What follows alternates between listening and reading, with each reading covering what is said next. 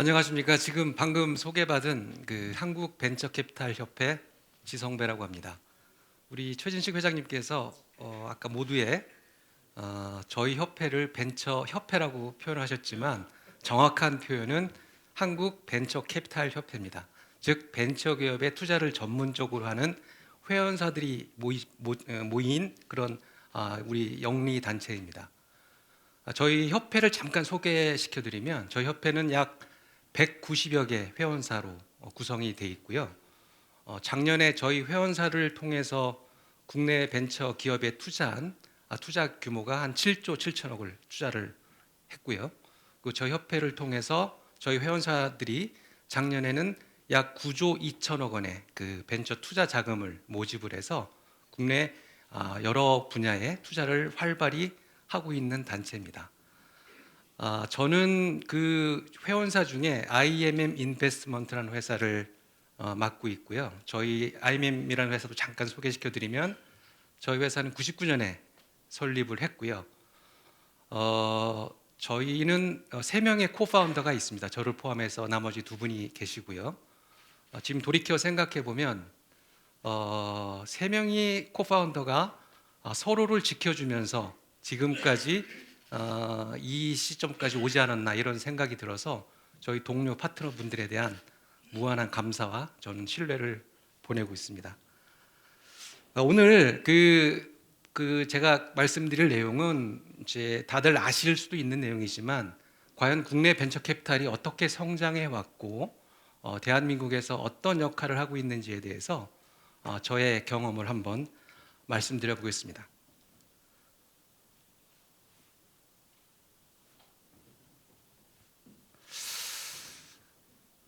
제가 벤처캐피탈에 입문한 시기가 1997년이니까 이제 벌써 한 24, 5년 정도가 흐른 것 같습니다. 참 많은 사건이 일어났었는데요. 제 24, 5년 동안의 벤처캐피탈에 있으면서 겪었던 저의 경험과 이런 소회를 한번 말씀드려 보겠습니다. 여러분들 보시면 이제 이런 기업들, 구글, 에어비앤비, 애플, 네이버, 메타, 이런 기업들을 보시면 공통점, 제가 이 슬라이드가 잘못됐네요. 답이 벌써 나와버렸네요. 자, 보시면 구글을 창업한 레리 페이지, 이 메타는 페이스 이름을 바꿨죠. 메타로. 마이크 저커버그, 네이버의 이해진, 애플의 스티브 잡스 등등 여러 가지 창업자도 있을 겁니다. 이 기업들은 정말 초기 벤처 기업으로부터 시작을 해서 유니콘을 거치고 데카콘을 거치고 심지어 헥토콘까지 기업을 이룬 그 기업들을 말합니다. 여러분 다 아시겠지만 유니콘은 10억 달러 이상 기업 가치가 가진 기업, 데카콘은 100억 달러, 그 다음에 헥토콘은 1000억 달러 이상의 기업 가치를 가진 기업들을 우리가 흔히 그렇게 얘기합니다. 자, 그럼 이런 기업들의 공통점이 뭐냐? 전부 창업 초기부터 이런 벤처 캐피탈이 투자를 하고 벤처 캐피탈이 인큐베이팅을 통해서 성장한 회사다라는 공통점이 있고요.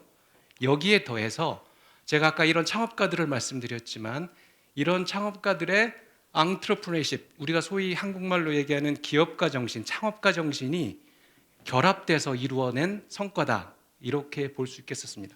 벤처 캐피탈만의 투자만 갖고 이루어지는 것도 아니고 창업가 정신만 갖고 이루어지는 게 아닌데 이 두 가지 요소가 적절히 잘 믹스가 돼서 이러한 세계적인 기업들이 탄생했다고 저는 보고 있습니다. 자, 요 다음 기업들은 또 어떤 공통점이 있을까요? 이건 국내 기업들만을 지금 다시 한번 보여드리겠는데요. 특수효과를 담당하는 덱스터부터 시작해서 대부분의 기업들이 지금 아마 바이오 기업, 그 다음에 헬스케어 기업들일 겁니다.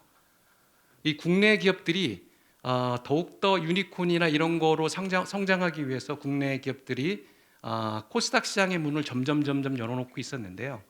대부분 바이오 기업들, 벤처 기업들 자체가 초기에 이익을 내는 케이스가 별도로 없다 보니까 상장에 많은 어려움이 있었죠.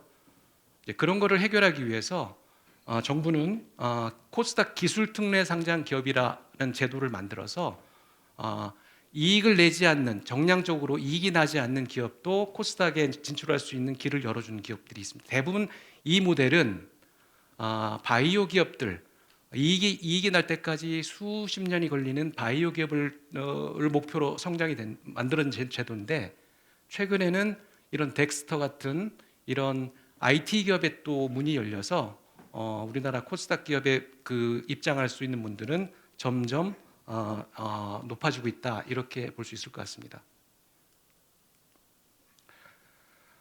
자, 이게 작년 말에 발표한 우리나라 유니콘 기업들인데요. 우리나라 유니콘 기업은 현재 18개 정도가 구성이 돼 있고요. 전 세계 유니콘 기업이 960개 정도 돼 있는데, 아직은 우리나라의 유니콘 숫자는 아주 미미한 숫자입니다. 대부분 미국과 중국이 전 세계 유니콘 기업들을 선점을 하고 있는데, 다만 이제 고무적인 일은 최근에 이런 유니콘 기업들이 국내에서도 점점 많이 탄생하고 있다는 점 하나고요.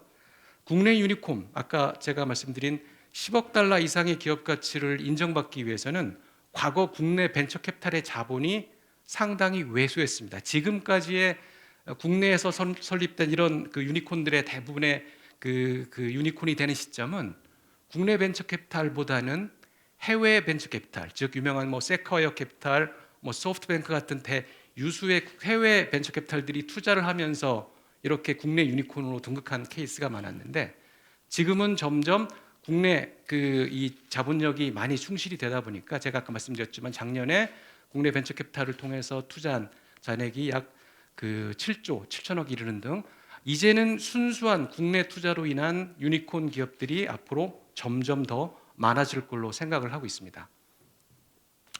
또한 지금 코스닥과 나스닥에 상장돼 있는 기업들 시가총액 1위부터 10위까지를 지금 보여드리고 있는데요. 지금 대부분이 모든 기업들, 국내 코스닥 기업들의 시가총액 10위까지의 코스닥에 상장돼 있는 기업들은 모두 다 국내 벤처 캐피탈의 투자와 인큐베이팅을 거쳐서 성장한 기업들이고요. 나스닥 또한 대부분 두 가지 빼고는 벤처 캐피탈의 투자와 인큐베이팅을 통해 성장했다라고 말씀드리겠습니다. 이만큼 우리나라를 포함한 전 세계적으로 이런 벤처 캐피탈의 역할이 점점 중요해지고 있다, 이렇게 말씀드릴 수 있을 것 같습니다. 지금 시가총액 자체가 좀 잘못된 것 같아요. 이게 지금 잘못 오탈자인 것 같습니다. 이게 100만 불이 아니라 10억 달러 정도 될 것 같습니다. 애플의 시가총액이 지금 3천조 정도가 되는 거니까요. 사실 시가총액 기준으로 보면 10조와 3천조 차이면 지금 우리나라와 아직 미국의 격차는 아직 많다, 이렇게 볼 수 있을 것 같습니다. 그리고 또 벤처 캐피탈은 아주 이 돈만 버는 집단이냐? 아닙니다. 저희가 보면 이런 벤처 캐피탈의 벤처 투자를 통해서 작년에 고용 증대 효과가 이렇게 9.3%에 상당한 영향력을 미치고 있고요. 기업당 고용의 인원도 증가도, 기업당 고용 일인 증가도 상당히 이제 이렇게 되고 있고, 벤처 펀드의 국내 부가가치 유발액 자체도 점점점 커져가고 있습니다.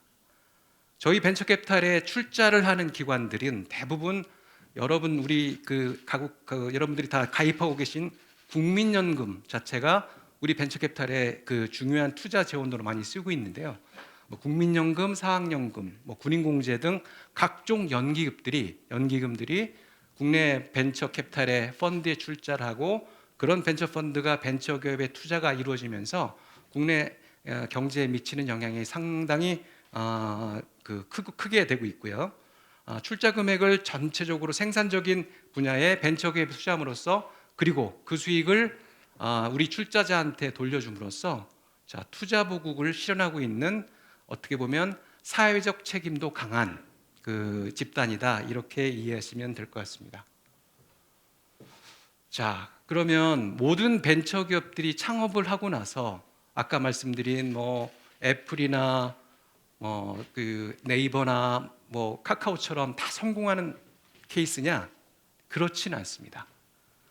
자, 이게 지금 미국의 전체적인 벤처 투자를 총괄하는 서베이 기관인 CB인사이트에서 발표한 자료인데, 이게 한 2020년 정도 자료일 것 같습니다. 1119개의 벤처 기업이 출발을 해서 최종적으로 살아남는 기업들은 대략 30% 언더, 30개 언더, 약 3% 정도가 채 안 살아남고, 대부분의 70%, 68% 이상 된 기업들은 망하거나, 우리가 보통 우리 업계에서는 좀비 기업이라고 하는데 죽지도 않고 그렇다고 성장하지도 않는 그런 상태에 머무는 기업들이 많습니다. 자, 그러면 이러한 우리나라 국내 벤처캐피탈은 이러한, 지금 이게 딱 보면 깔때기 모양으로 밑틀이 점점 좁아지고 있는 모양인데요. 자, 우리 벤처캐피탈의 역할은 이 최종적인 이 벤처기업들이 더 많이 살아남을 수 있도록 이 깔때기를 수평하게 이렇게 만들어줘야 되는 역할을 저희는 하고 있고, 저는 그런 책임을 지고 있습니다. 그러면 그런 역할을 하기 위해서 국내 벤처캐피탈과 우리나라의 정부는 이 국내 벤처캐피탈을 위해서 어떻게 노력을 해왔는지 한번 큰 표로 보시겠습니다. 우리나라가 1986년에 중소기업 창업지원법이라는 제도를 도입함으로써 본격적이고 체계적인 벤처캐피탈의 시대를 도래하게 됐습니다. 그리고 약 10여 년 후에 회수 시장을 활성화하기 위해서 코스닥 시장이, 미국의 나스닥 시장을 벤치마크해서 코스닥 시장이 개장이 됐고, 그리고 그 다음해인 97년에 벤처기업 특별법이라는 것을 제정해서 벤처기업에 대한 보다 체계적이고 그다음에 물리학적으로도 더 많은 금액을 투자할 수 있도록 제도적인 뒷받침을 발생하게 됐습니다. 그리고 2005년에 정부 중소기업부, 그 당시에는 중소기업청이었는데 지금 중소기업부가 됐죠. 중소기업부가 중심으로 된 모태펀드를 출범을 해서, 이건 공적인 모태펀드입니다. 모태펀드라고 하면 정부 각 기관, 중소기업부, 통상산업부, 외교부, 환경부 등 모든 정부 부처의 자금을 한 펀드에 담아놓고 이 펀드가 각 벤처캐피탈에 출자를 하고 그게 벤처기업에 투자하게끔 하는 그런 시스템을 갖고 있는 게 모태펀드라고 하고 있습니다. 이 모태펀드가 2005년에 출범이 되면서 그야말로 이런 벤처캐피탈은 양적으로 더욱더 활발히 되는 이런 시장을 맞이하게 됐습니다. 그리고 2020년에 지금은 우리가 제2의 벤처붐이라고 우리가 말씀을 하고 있는데, 제2의 벤처붐을 더 촉진시키는 벤처 투자 촉진법이라는 제도를 시행이 돼서 국내 벤처캐피탈들이 다양한 분야에 투자할 수 있는 근거가 만들어졌습니다. 일례로 저희가 보면 우리나라의 이런 유니콘들을 보면 이런 핀테크라는 기업들을 많이 들어보셨을 텐데요. 핀테크 기업들 자체가 우리나라는 중국에 비해서 아주 열악하게 덜 발달되어 있습니다. 자, 그게 왜 그랬냐? 자, 우리나라의 이런 법제도 자체는 여러분 다 들어보셨겠지만 포지티브 시스템입니다. 네거티브 시스템이 아니라 포지티브 시스템입니다. 즉 뭐냐면 우리 벤처 특별법, 중소기업 창업지원법에는 어디에만 투자를 할 수 있다라고만 돼 있기 때문에 거기에 열거돼 있지 않으면 투자를 못하는 이런 상황이었고요. 공교롭게 우리 핀테크 기업이 우리나라 산업분류상으로는 금융업으로 분류가 되어 있습니다. 벤처캐피탈은 금융업을 투자를 못하게 되어 있습니다. 벤처캐피탈이 금융업을 지배하면서 이런 산업이 금융을 지배하면 안 된다는 법 때문에 그런 규정이 있어서 상당히 핀테크에 대한 투자가 미뤄졌었죠. 우리나라 핀테크 기업의 선두주자로 나서고 있는 토스라는 기업 다 아실 겁니다. 공교롭게 토스라는 기업 자체가 국내 벤처캐피탈의 지원을 별로 못 받고 외국계 벤처캐피탈의 투자 지원을 받아서 이렇게 성장한 기업들입니다. 상당히 안타까운 일인데 다행히 우리 2020년에 벤처투자 촉진법 자체가 개정이 되면서 많은 부분이 네거티브 시스템으로 바뀌어서 이제 벤처캐피탈들은 정부나 이런 데서 특별히 금지하고 있는 업종을 제외하고는 다양한 분야의 투자가 이루어질 수 있는 기반이 만들어졌다. 참 다행이고 고무적인 일을 할 수 있겠습니다. 그리고 보시면 각 시대를 대표로 하는 우리 벤처기업들과 그 각 시대에 새롭게 창업되는 벤처 캐피탈들이 이렇게 이 조화로운 성장을 이루면서 우리나라 벤처 투자 시장, 벤처 기업의 시장은 점점 성장하고 있다, 이렇게 말씀드릴 수 있겠습니다. 이번 장표는 우리나라 벤처 캐피탈의 체계에 대해서 말씀을 한번 잠깐 드려볼까 합니다.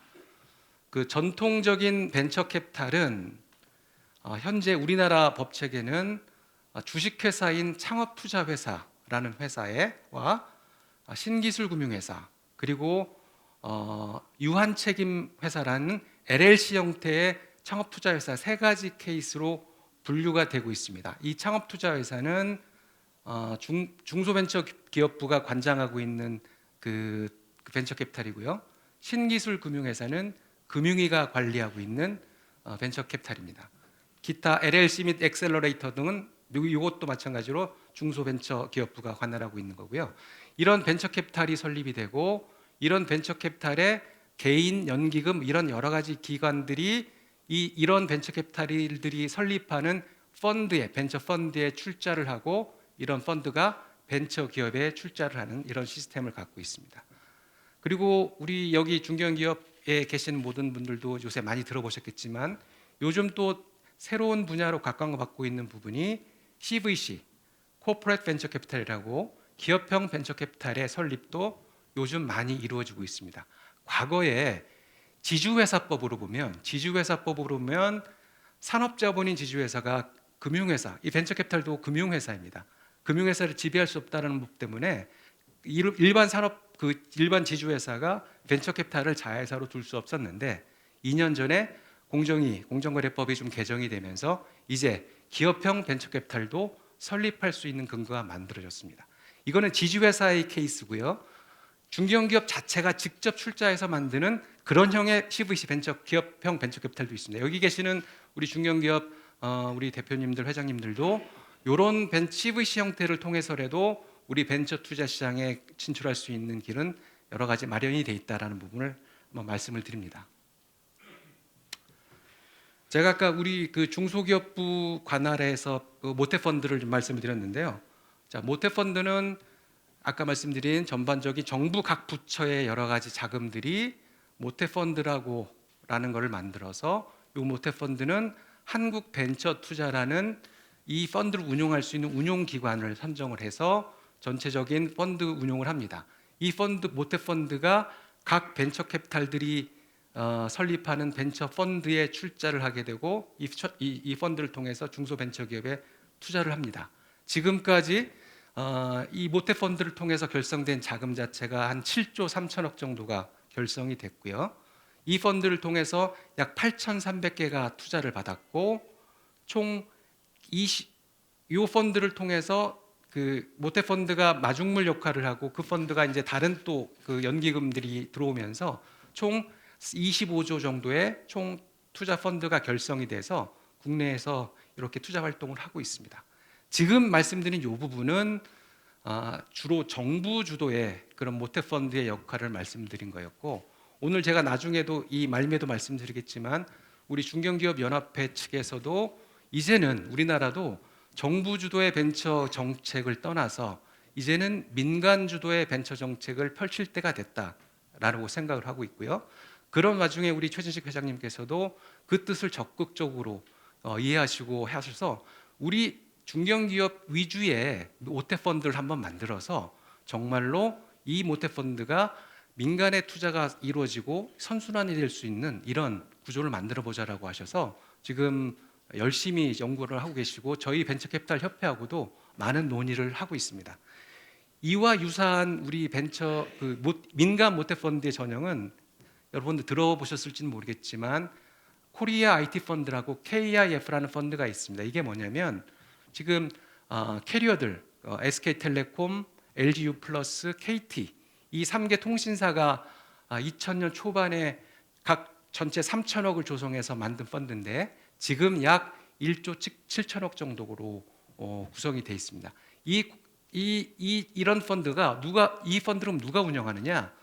통신사업자 연합회 비슷하죠. 우리 중견기업 연합회 같은 통신사업자의 연합회가 있는데 통신사업자 연합회가 이 KI 펀드를 운용을 하고 있습니다. 이런 운용기관이 돼서 적극적으로 민간 모태펀드 역할을 하고 있습니다.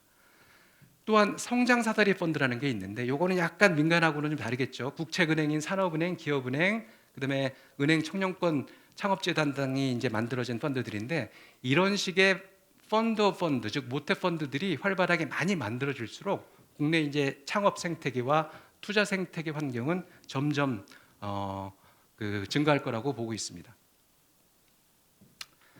지금 국내 창투사들의 대략적인 숫자인데요. 작년 말로 197개가 있고 아까 LLC형 유한회사형 그 벤처캐피탈은 한 40개 정도가 있고요. 우리 그 금융위 산하의 신기술 금융사는 전체적으로 벤처만 전업으로 하는 회사 수는 약 74개가 현재 국내에서 활동을 하고 있습니다.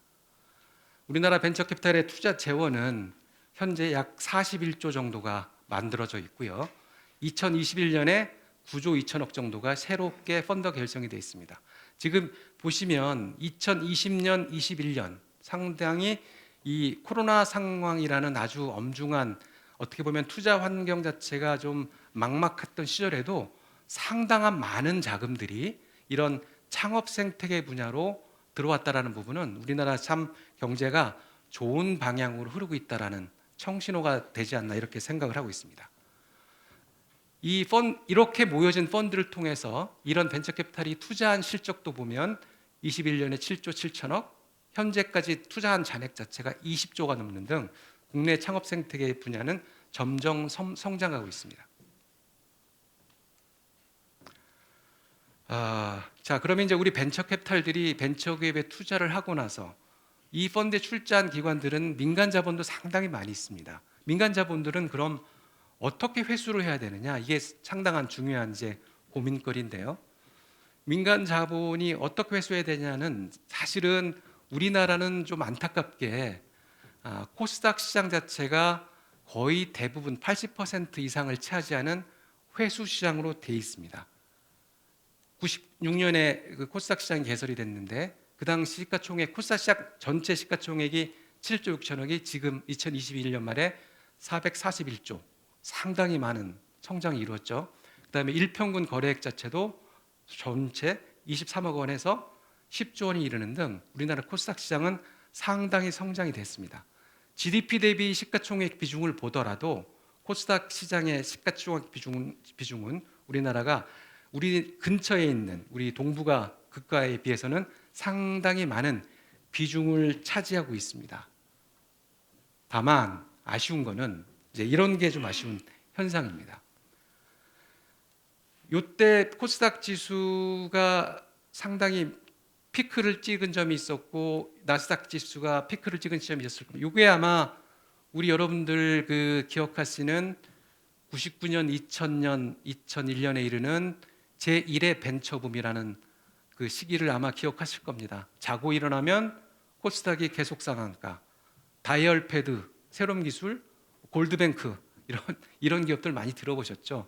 이때 국내 코스닥 지수는 2000 약 800 수준을 이끌고 있습니다. 지금은 근데 어떻습니까? 우리나라 코스닥 지수가 1000을 못 넘고 있는 횡보수를 계속 걷고 있습니다. 반면에 나스닥 지수는 비슷한 패턴을 보이다가 2010년 이후로는 정말로 나스닥 지수는 아주 하늘을 찌를 듯 상당히 많은 이렇게 성장을 이루고 있었는데, 자, 이게 왜 그럴까요? 자, 보면 즉 다시 한번 보면 벤처 투자는 점점 전반적으로 늘고 있지만 코스닥 신규 상장 부분은 점점점 하락하고 있습니다. 안타까운 부분은 뭐냐면 이게 자본시장에 참여하는 모든, 물론 이제 이 정부 규제 당국에서는 가장 중요한 것은 소수의 일반 투자자 보호가 가장 중요하다 보니까 코스닥 기준에 대해서 과거보다도 더욱더 엄격한 양적 기준 플러스 질적 기준을 포함해서 상당히 타이트한, 제가 아까 모두에 말씀드린 기술 특례 상장, 테슬라 상장 이런 부분에 예외적인 사항도 열어줬지만 그거는 일부 예외적인 사항이고 대부분의 코스닥 상장 부분을 질적 이 심사 요건을 너무 강화하면서 코스닥 이 시장에 들어오는 개수 자체가 상당히 줄어들고 있다라는 게 안타까운 현상입니다.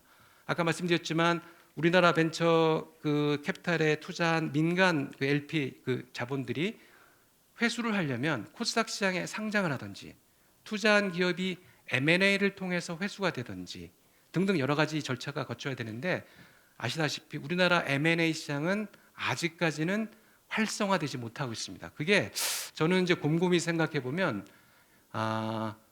우리나라의 고유의 문화와도 좀 관련이 돼 있지 않나라고 생각이 됩니다. 우리가 M&A라고 하면 M&A를 하고 나서 즉 M&A 이 한 기업 피인수된 기업과의 이런 화학적인 융합 이런 것이 많이 필요한데 우리나라는 그런 부분이 조금 부족하지 않나. 미국이나 유럽 같은 케이스는 개방화 이런 다양성을 많이 존중하는 기회다 보니까 이런 M&A에 대한 이런 거부감이나 이런 것이 없는데 우리나라는 그런 부분이 조금은 아직까지는 부족하지 않나라고 생각이 듭니다. 하지만 이제 앞으로는 우리 새로운 뉴 제너레이션 세대가 점점점 발전할수록 이러한 기업 문화 자체는 많이 바뀔 거라고 보고 있습니다. 우리나라 코스닥 기업의 IPO 기업 수는 쭉쭉 보고 있지만 제가 이제 이 장표를 보여드린 거는 그럼에도 불구하고 벤처 캐피탈이 투자한 기업의 IPO 비중은 점점 늘고 있다. 그렇기 때문에 벤처 캐피탈이 투자하고 나서 인큐베이팅을 잘 거치면 여러 가지 벤처 그 기업의 코스닥 상장 그 심사를 넘는데 좋은 이런 역할을 하고 있다라는 걸 말씀드리기 위해서 한번 보여드렸습니다.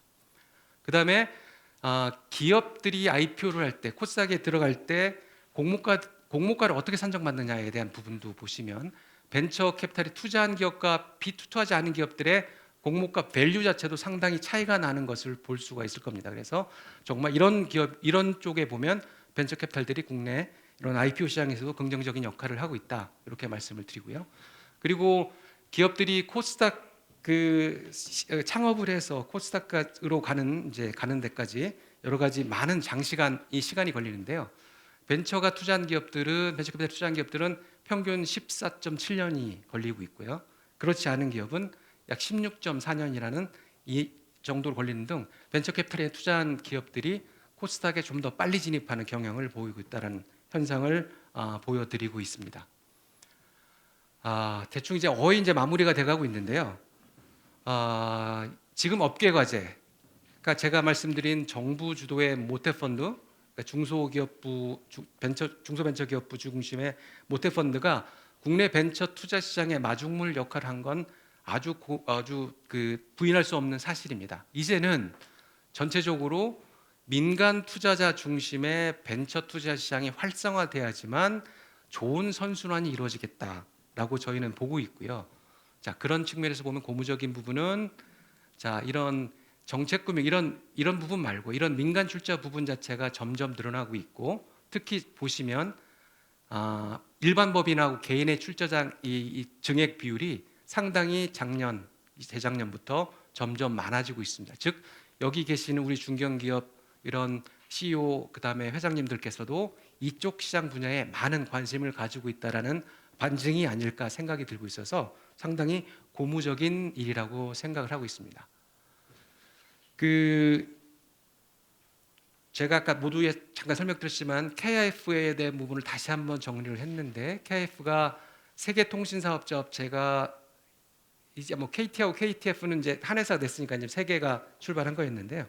지금 이렇게 많은 성과를 이루고 있고 이런 간접적인 모태펀드를 통해서 국내 벤처캐피탈 시장에 활력을 불어넣고 있습니다. 그렇기 때문에 우리 중견기업 연합회 위주의 이제는 중견기업 연합회 주도의 민간 모태펀드가 결성이 되면 우리 중견기업 연합회 측이 주도적으로 우리 펀드 시장에 출발하셔서 좋은 벤처기업을 선발하시고 좋은 기업을 육성하는 그런 어떤 큰 형의 역할을 하실 수 있지 않을까 생각이 됩니다. 자, 그러면 뭐가 좋아지냐? 그러면 중견기업의 이 유보되어 있는 자금 자체에 투자 수단으로서도 활용할 수 있는 거고요.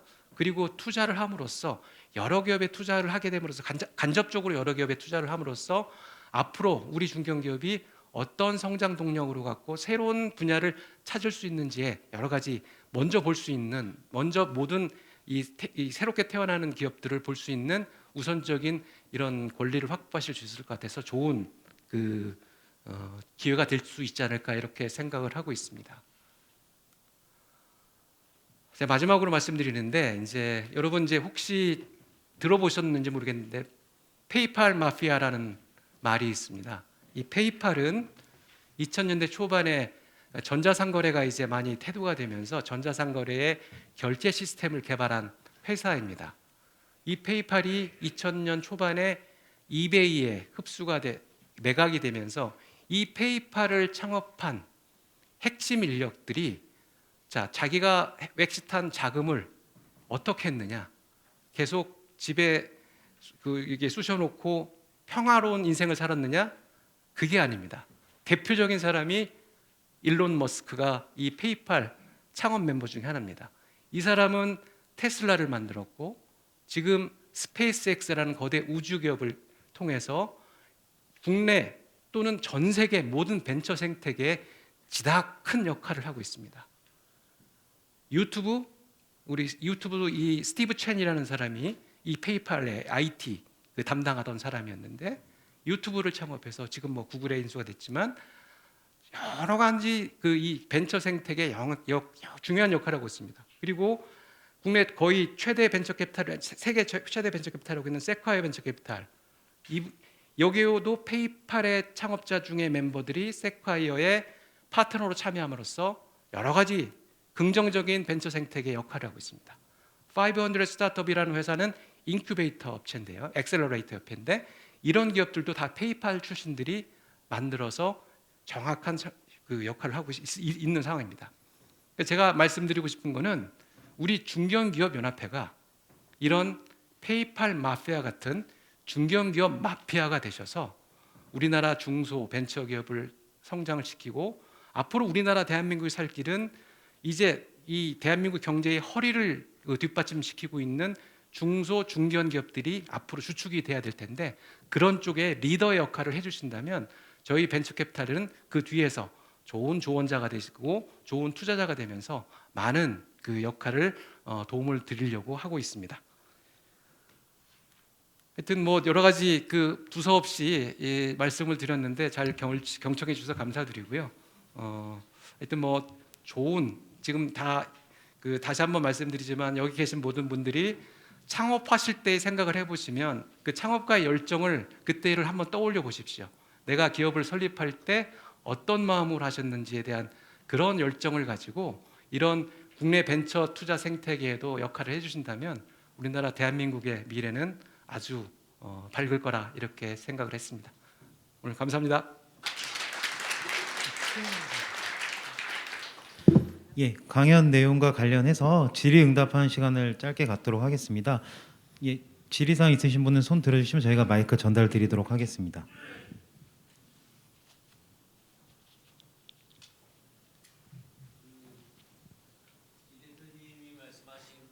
대표님이 말씀하신 것은 기업이 이제 돈이 있으면은 재테크 차원의 일환으로서 말씀이 더 강조하시는 건가 아니면은 기존 사업에 대해서 경쟁력을 갖다가 올릴 수 있는 방법 중에 하나라고 말씀하시는 건지 조금 부원 설명 부탁드립니다. 네. 저 좋은 분야에 대해서 유익한 설명은 감사드립니다. 네. 지금 뭐 질문해 주신 분의 말씀을 들으면 저는 이제 제가 전달해 드리고 싶었던 부분은 두 가지를 다 목표로 삼으셔도 된다라고 말씀을 드리는 건데 우리 중견기업 연합회 자체가 크나큰 모태펀드를 결성하셔서 그것이 벤처캐피탈한테 그 펀드에 위탁을 시키면서 운영을 하신다면 일단 지금 현재 국내 벤처캐피탈의 이 투자 회수 실적 자체가 우리 복리 IRR 기준으로 거의 10%에 육박하고 있습니다. 지금 같은 저금리 상태에서 좋은 그 재테크 수단으로서도 활용할 수 있고요. 두 번째, 이렇게 출자를 하시면 그 벤처캐피탈이 어떤 기업에 투자할 수 있는지에 대한 정보를 다 획득하실 수 있습니다. 그런 정보를 통해서 우리 기업이 어떻게 나가야 될지 또는 어떻게 뭐를 또 M&A를 해야 될지에 대한 부분을 하나의 시금석으로 삼으신다면 저는 두 가지 목표를 다 이루실 수 있을 거라 이렇게 생각을 합니다. 하나만 더 여쭤보겠습니다. 저기 민간 출자에서 개인이 1조 4천억이나 돼서 굉장히 많은 부분을 차지하고 있는데 그 개인이라 하면 뭐 어떤 사람들을 의미하는 건지 좀 네. 궁금합니다. 네. 지금 이제 국내 벤처캐피탈 시장에 과거와는 다르게 이렇게 개인 부분들이 상당히 많이 관심을 갖고 투자가 증액이 되고 있습니다. 이게 가장 보면 저금리에 대한 그 현상일 수도 있는데요. 자, 그러면 개인들이 그럼 개인적인 그 인맥을 통해서 국내 벤처캐피탈에 펀드에 출자할 수 있느냐? 절대 안 됩니다. 아니, 안 된다는 게 아니라 거의 불가능합니다. 그래서 지금의 이제 개인들의 투자 비중이 많이 늘었던 이유는 뭐냐면 각 은행들이나 증권사의 PB센터에서 관리하는 고액 재산가들 자체의 자금이 국내 벤처캐피탈 시장 쪽으로 이렇게 많이 몰려오고 있는 현상이라고 이해하시면 될 것 같습니다. 네, 한국야금 대표 임정희라고 합니다. 저는 이제 X세대라고 요즘 MZ세대에서 멀고 기존 세대분들도 약간 먼 중간에 낀 세대인데요.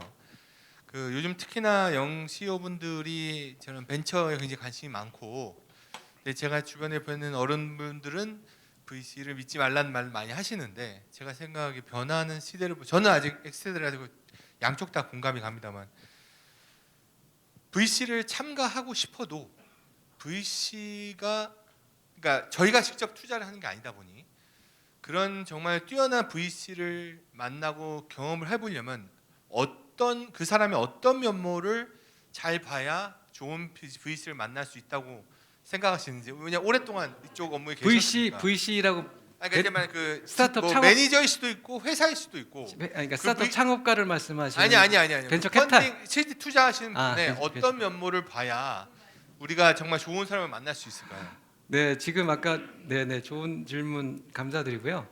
지금 아까 말씀드린 것처럼 저희 벤처캐피탈 협회 회원사가 약 190여 개 정도 위치하고 있는데 우리 벤처캐피탈 협회 자체도 영세한 벤처캐피탈이 있고 어느 정도 중견의 벤처캐피탈이 있고 좀 대규모의 이런 메이저급의 벤처캐피탈들이 있습니다. 그렇지만 그렇다고 해서 사이즈가 다르다고 해서 무조건 메이저사가 잘하냐? 그건 아닙니다. 각 하우스마다의 특징이 있습니다. 즉 하우스마다 주로 초기 기업 쪽으로 약간 이 포커스를 맞추는 하우스들이 있고요. 그 다음에 그것보다는 IPO 직전에 프리 IPO 기업에 투자를 해서 회수 기간을 좀 짧게 해주고 수익을 높여주려는 벤처캐피탈의 그런 특색을 갖고 있는 벤처캐피탈들이 있고요. 그 다음에 우리 회사는 바이오, 헬스케어 전문의 위주의 벤처캐피탈들이 있을 겁니다. 그런 부분에 대한 정보는 저희 벤처캐피탈 협회 홈페이지에 다 많이 자료들이 공시가 돼 있고 그거는 어떤 목적으로 벤처캐피탈에 참여하는 거에 따라서 취사 선택하실 수 있는 그 길이 열릴 수 있을 거라고 생각이 들어서 그렇게 말씀드리고 싶고요. 참고로 지금 아까 저는 97년에 벤처캐피탈 이 인더스트리에 입문을 해서 지금까지 왔고 2000년 초반에 99년 말 2000년 초반에 제1의 벤처붐의 세대에서도 저도 인베스터 투자자로서 역할을 했고 지금 제2의 벤처붐의 세대에서도 저도 지금까지도 투자자 역할을 하고 있습니다.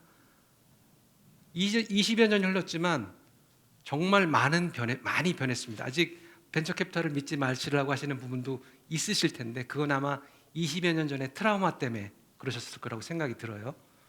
20년 전을 돌이켜 생각해 보면 저 역시 아마추어고 초보 투자자였습니다. 그리고 20여 년 전에 보면 우리 스타트업을 창업하시는 분들은 또 역시 아마추어였습니다. 거기에 죄송한 일이지만 도덕성 자체가 많이 결여되어 있는 그 창업가들이 되게 많았습니다. 즉 벤처 투자 자금은 눈먼 돈, 정부 자금은 눈먼 돈이라고 해서 상당히 회사 돈과 개인의 돈에 이런 구분을 못 하시는 분들이 상당히 많았습니다.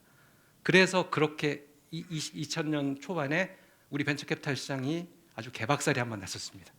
그걸 반면교사 삼아서 정말 벤처캐피탈들이 절치부심의 노력을 하고 좋은 인력들을 많이 끌어들이고 있습니다. 지금으로 보면 정말 우리 벤처캐피탈 업계 저희 회사뿐만 아니라 우리 업계 전체적으로 정말 훌륭한 인재들이 상당히 많이 몰려들고 있습니다. 즉 대학을 졸업하고 우수하게 대기업, 재벌 기업에 들어가고자 하는 그런 수요보다 이런 벤처캐피탈, PE 운용회사 여기에 들어오고자 하는 사람들도 되게 많아졌고요.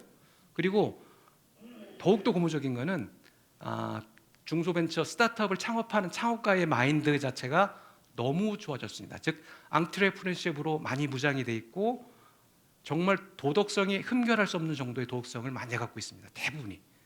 그리고 똑똑하게까지 합니다. 그리고 요즘 이제 뭐 아주 유수한 대학의 졸업생들이 어디를 가고 싶어 하냐 졸업하고 대기업일 것 같습니까? 아닙니다.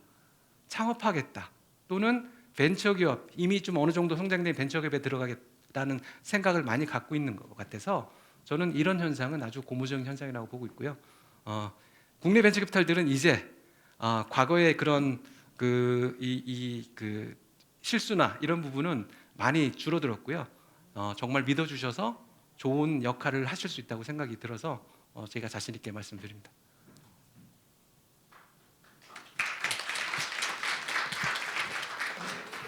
예, 민간 중심 벤처 캐피탈 영향과 새로운 시장 질서를 위한 중견 중소기업 간 전략적 협력 시너지에 대해 강연해 주신 지성배 회장님 다시 한번 감사드립니다. 감사합니다.